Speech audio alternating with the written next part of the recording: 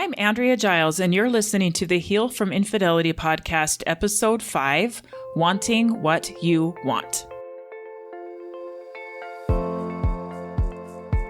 Hello, and welcome to the Heal from Infidelity podcast, where courageous women learn not only to heal from their spouse's betrayal, but to become the boldest, truest, most decisive, and confident versions of themselves ever. If you know there's more for you than the life you're currently living, but don't quite know how to get there, you are in the right place. Stick around to learn how to create a life that will knock your own socks off. Is it possible? It is, and I'm here to show you how. I'm your host, Andrea Giles. Are you ready? Let's dive in. Hello, friends. Welcome to episode 5 of the podcast. I'm so excited to be here and to share some new things with you today. But before I do, I want to just take a minute and thank you sincerely so much for those of you who have gone and left a review on iTunes for me. It helps other people to find the podcast when you leave a review. It gives credibility to the podcast so that people know that it's something worth listening to. So thank you so much. And before I move forward, I want to go ahead and read a few of the reviews that you've left. Megan, she says, wonderful podcast. Andrea is an amazing coach with some real life experience that has given her the ability to fully understand her client's point of view. Her story is proof of how much having a life coach can change every aspect of your life. Check out her podcast. I highly recommend it, as well as subscribing to her emails. They are awesome. Thank you, Megan. Thank you. This is from Tisha.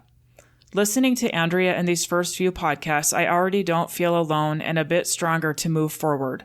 I feel like a lifeline has been thrown out to the water to grab onto. Her words are healing. Looking forward to more.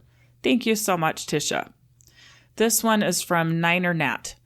Andrea has been my coach as I have been going through my divorce. Her expertise and coaching style is exactly what I needed as I transition into a new chapter of life. I have been able to stop blaming myself and start recognizing my truth. I am very excited she has a podcast, so I am able to listen and refresh on what I have learned. Thank you so much, Niner Nat. I appreciate all of you so very much for leaving a review. And if you haven't yet, I would love it if you would. It truly helps so much for other people to be able to find me. So now I'm going to go ahead and get started on the actual podcast. Okay, so what I have for you today is one of my favorite things to talk about and the starting point for all of my coaching, okay? I always start with helping my clients get clear about the things that they want, their highest desires, the things that light them up. What does that have to do with infidelity? I will get to that, I promise. So as women, we often cannot remember the things that we really want. We kind of have been conditioned, some of us from the beginning of our life, to believe that our whole purpose is to serve others. We're there to make other people's life better. And if there is something that we want, we often think about it in terms of how it will benefit other people rather than just wanting it for the sake of wanting it. So I want to try a little exercise, okay? Wherever you are right now, I want you to think of something you want. I don't care what it is. I don't care if it's a physical thing like a home or something to put in your home or clothes from a certain store or a feeling that you really just want to feel more of the time or a relationship, a kind of relationship that you want. Literally, nothing is off limits here, okay? Can you think of something? Okay, so now I want you to notice what resistance comes up to that. Can you feel some resistance? What's it saying? So do any of you remember Debbie Downer from Saturday Night Live? She goes, wah, wah. Well, she doesn't say that, but you hear the music soundtrack of wah, wah when she's talking because there's positive people around her and she always is there to tell the thing that brings the people down. Okay, do you have a Debbie Downer in your brain? We all do. Okay, what is Debbie saying to you? Probably telling you all the reasons why you should feel guilt for wanting whatever you thought of, to remind you that others will be there to judge you, that you're being selfish, or other various forms of judgment from your own brain, right? We are really quick to poo-poo on what we want. But what if I were to tell you that listening to the things that you want is the very thing that will help you to grow the most? Let me explain, okay? We all were born with desires. We all have things that we want. There might be things that you want that you remember from when you're really little and that you've kind of pushed away, forgotten about, whatever. Okay? But we all have them. Sometimes they are very, very buried, and sometimes they're so buried that we really don't even know what they are. But I want to invite you to lean into those things. I want to invite you to remember what they are. What are the things that you want? What if you could believe that they are given on purpose, and that by honoring those desires and making them a reality, it's a way of showing up as your highest self with your highest form of self-expression. It's showing the world who you actually are. What if going after the things that you really want are the actual markers along the path showing you who you need to become to get there? I'll explain more about that in a minute, okay? To comfortably have the thing that we want, we often have to grow. And by stepping into the things that we want, that it allows us to show up in the truth of who we are, and it allows the other people around us to do the same. Now, I'm going to give you a couple examples of this, okay? I have a client who came to me with struggles about infidelity and trust and things like that. And when we went through this exercise of asking what she wanted, one of the things she said is a really nice car. She really wants a nice car. And her brain immediately went to judgment of what others would think of her for having this thing that's so nice, and judging herself for not using the money to help other people, feeling guilt for even wanting it when there's other people who need money more than her.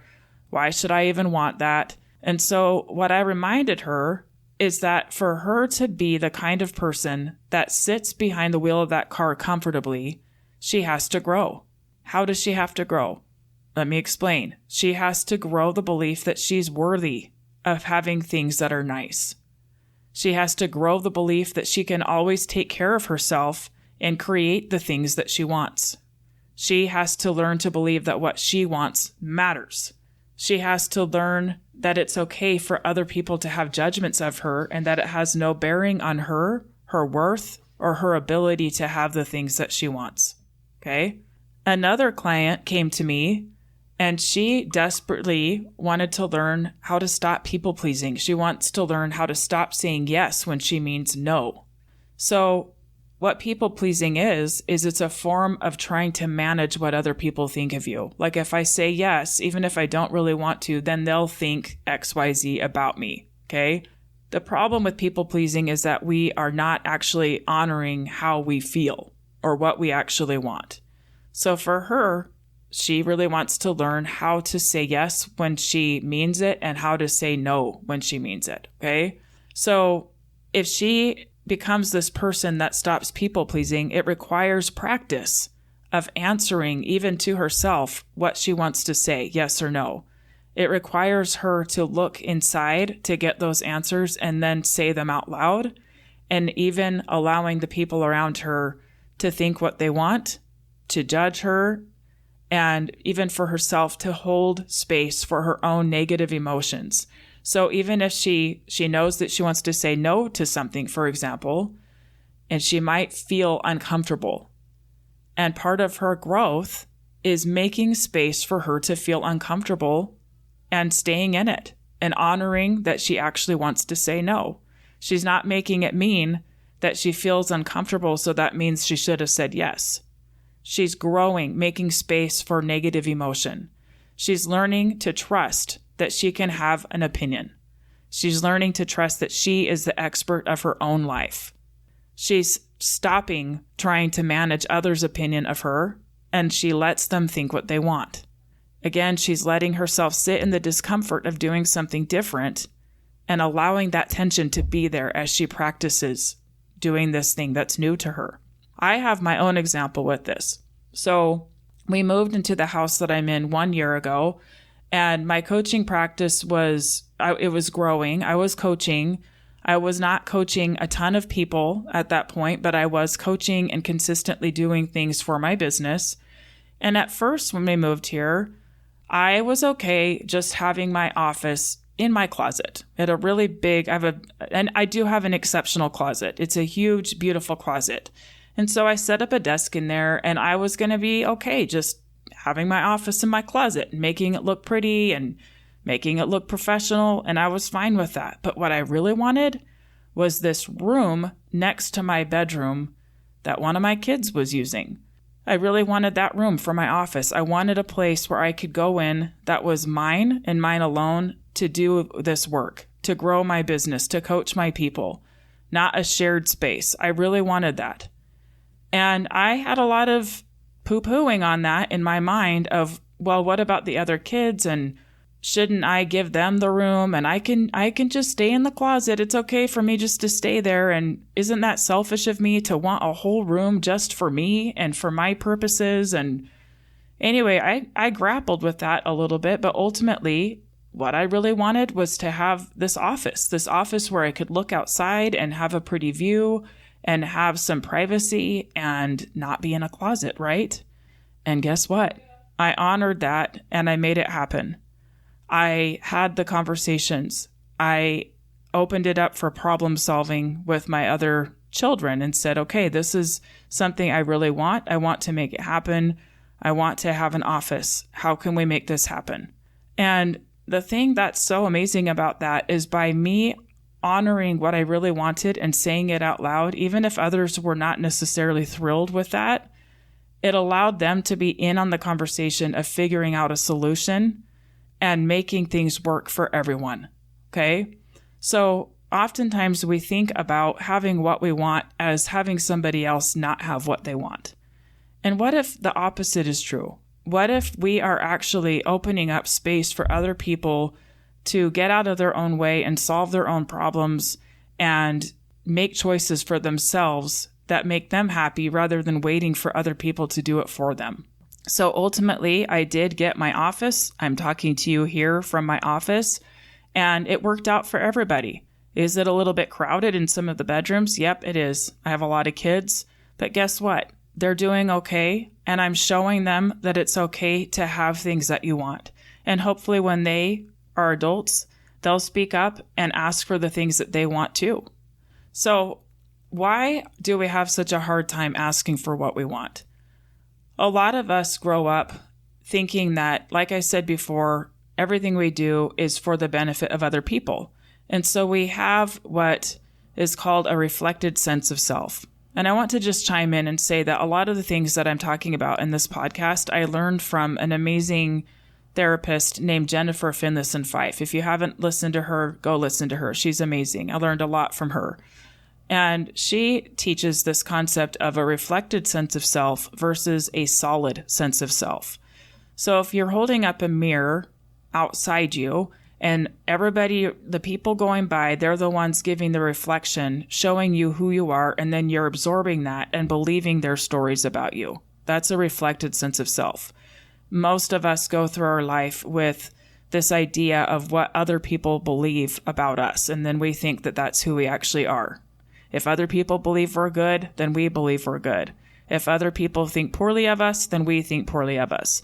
If we're not getting the messages quick enough with validation, then we start to doubt our worth. We start to wonder who we are, and we don't have that solid sense of self to answer that question. So a solid sense of self is where we have an idea of who we are. We might not have a perfect idea, but we have somewhat of a foundation of who we are. And we go around the world or live our life with this foundation of generally liking who we are, knowing who we are, having a pretty solid sense of who we are. And when we have that solid sense of self, we also are more easily able to connect with the things that we want and with the God-given desires that He has given us. We know what those desires even are. We trust that they're there for a reason and trust that by leaning into those things and really just saying, okay, you gave me this desire for this car. You gave me this desire to have my own space here. You gave me this desire to be able to stop people pleasing. And then leaning into knowing that that is your growth. That to become the person that feels comfortable there, you have to step into growth. And when we feel judgment from either ourselves or from other people, we aren't quite shaken as much because We're building that foundation of who we are and trusting that this process is going to just end up serving us and the people around us so much better. One thing to be aware of is that sometimes we have a big resistance to good things, whether it's other people giving us good things or giving ourselves good things. And sometimes it can be a control move. Sometimes we falsely believe that we have the upper hand if we are not allowing those around us to give to us. Sometimes we want to have this superiority. And really what that boils down to is kind of wanting to have that victim role of I do everything for everyone else and I don't let them give to me because there's something about you that believes that you have to be in that role to be valuable, to be seen. What if you're willing to walk away from that and try out a new way? What we can do, what is available to us, is co-creating a system in our family and our relationships where we tell the truth about who we are and we then allow the people around us to do the same. When we are not telling the truth, we are not only dividing ourselves from the people around us because we're not really allowing them to see us, but we're also dividing us from us. And in the words of the wise Abraham Lincoln, a house divided against itself cannot stand. We are actually dividing ourselves from ourselves when we are not telling the truth about what we want or hiding what we want or masking what we want or making it somebody else's problem to give us what we want and then being disappointed when they don't. The truth is you cannot contradict your own values and your own desires and not suffer. You'll know that you're living out of an integrity, even if it seems like a virtuous thing. Okay? So our very self-development is actually driven by these desires. These desires are what tap into the prefrontal cortex, or the highest part of our brain, the wise part of our brain that knows what's good for us. This is our wise older self that knows that this leaning into the things that we want is going to be the thing that will help us develop into what we're capable of being. When we lean into our desires and trust that they're put there on purpose, we develop a tolerance for error and failure. We become more emotionally mature as we're willing to feel and experience different things than we were before. We respect ourselves more. We know that others might not agree with us, but at least we know that we are being honest and true to our highest self. We become willing to have conversations that might be tense, and we're willing to stand there and allow the tension from a place of maturity and strength rather than cowering because we're afraid or think that we don't deserve to be heard. We are willing to allow that tension. That's pretty powerful. Okay, so what does this have to do with infidelity? It has everything to do with infidelity. Our trust has been broken. The things that we thought were not. We become disoriented, and the most upsetting about it all is that we stop trusting ourselves. We start asking questions like, how did I not know? We second guess everything. So stepping into what you want and honoring it starts to build that foundation again. We are honoring ourselves. We're learning to keep our commitments to ourselves, and we're teaching our brains that we matter. And as we build this trust with ourselves, we show up differently in our relationships. We become more direct. We say what we mean, and we mean what we say. We don't try to control anyone, but we truly make the decisions that best serve our highest desires, and we welcome people into that. Our tolerance for tension grows as we find new ways of being in relationships, whether we stay in the marriage or not. We are changing the relationship with ourselves. So my friends, what you want matters. You matter. Whether it's honoring your desire to garden or to eat clean food or to have a higher paying job or to have your own office or a clean, organized space or a relationship you both thrive in, a pet, piano lessons, or anything else you can dream up, I want you to remember this. That desire was put there for a reason. You listening to that and honoring it and seeing it as a marker on a path towards your greater good, towards what you are capable of, will help you get there faster. Much faster than by denying it and hiding it and pretending like it's not there. The honoring of that person is the very thing that will help you grow. And as you become the person comfortable asking for it, you'll grow in your capacity to have even more. It's like magic. We build momentum for ourselves. And not only do you become the strongest version of yourself, by you stepping into who you really are and what you really want, you're inviting other people to do the same. You're giving them permission to do the same. It has a ripple effect. So, what do you want? Take some time to deeply answer that question. Of course, the objections will come, but I want you to lean into the trust that you are worthy of good things and that you will become the person that you came here to be by making those things a reality. They are yours for the taking. Go get them. Thank you so much for being here again. I appreciate it, and I will see you next week. Bye.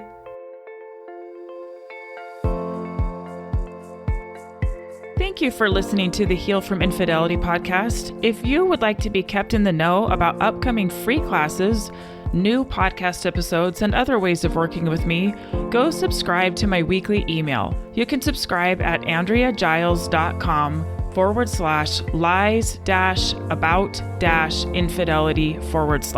Again, it's AndreaGiles.com/lies-about-infidelity/. I will see you next time.